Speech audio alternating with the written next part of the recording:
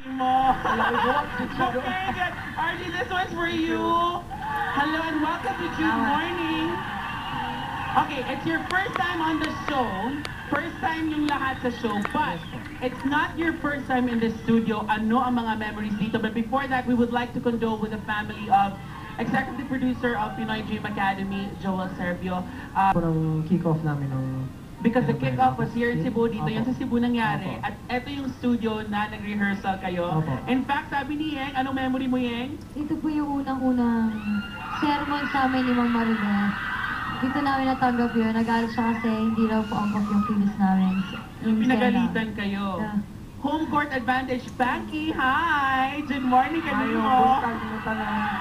May buntag, Banky nga. Ang akong first comic yung pagsunod ko sa miwoy. Pagkaniwa naman yung Banky. Buyag in town. No? Nila, naipadungan ng class din ako fitness in town. Kung ginong ka na buntag. Nalaman siya kasi likod, pero matingan na ng Banky. Maragpagkabukat na lang yung buntag. Ay, mawala yun. Tapos din sana yung kinuntan na kay Wadjog itingog, nangikog, ko ninyo ka ng... Sila na lang imong kanta sa imong kanta, kay kailan na maging sila sa imong kanta. Basta ka mo, kabaw ka, makasabot mo, para inyo bitaw na. Alright, guys.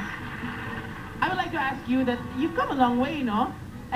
Chad, you have come a long way too, because I remember the freshest interview pagkatapos na tinawag yung 16 pa yun, di ba?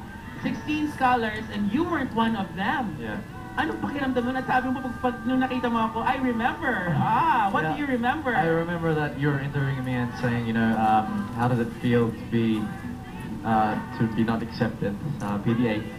I was sad, pero parang there was I was happy as well because I was happy for Ivan, Panky, and everyone who got in.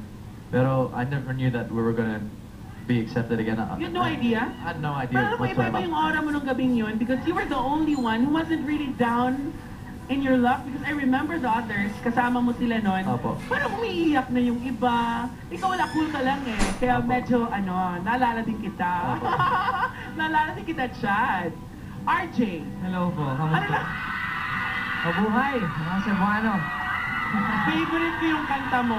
Nung pagkanta mo pa lang, kasi di ba magkasabay kayo ni Chad nung nakumanta.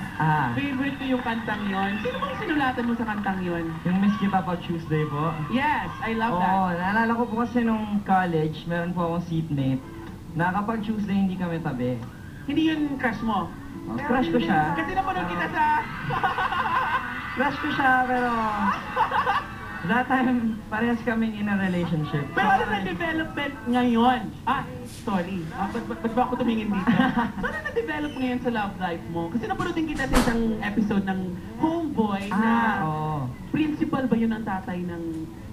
Was she your girlfriend at that time? Si ano po yun, si Eman po yun. That was Emma. Sorry. Pero naalala ko lang po nun, dito po lahat nagsimula yan sa Cebu. Dito lahat nagsimula. So you have good memories of Cebu? Opo. Okay. Ivan, how does it feel na sa loob ka ng bahay? It's not as difficult as yung